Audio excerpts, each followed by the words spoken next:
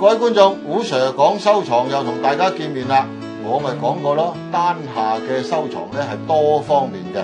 大家有冇睇到台面呢啲係乜嘢咧？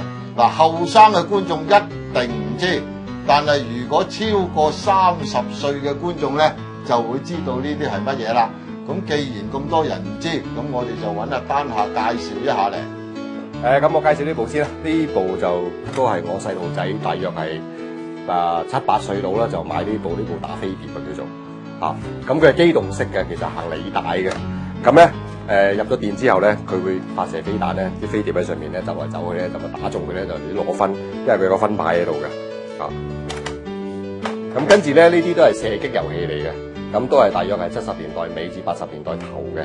咁當其時都係用一啲叫做燈膽嘅形式咧，係我哋運行嘅。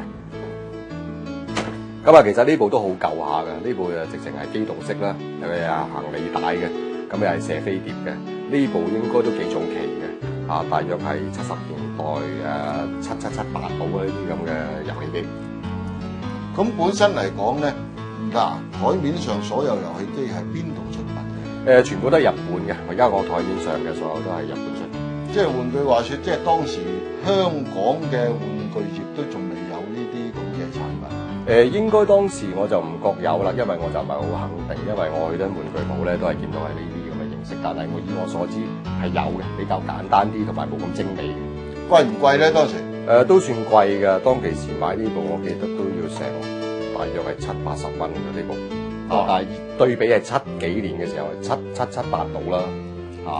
咁呢啲咁嘅遊戲機嗱，我見到你台面都有咁多部咧，同埋都係幾十年嘅。咁我想問下啦，其實而家仲用唔用得到？其實全部都用得嘅，全部都可以玩到嘅。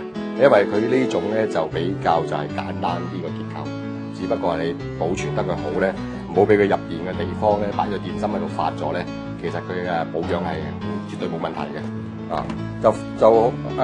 當其時就好多玩具鋪咧都會有翻呢啲貨嘅。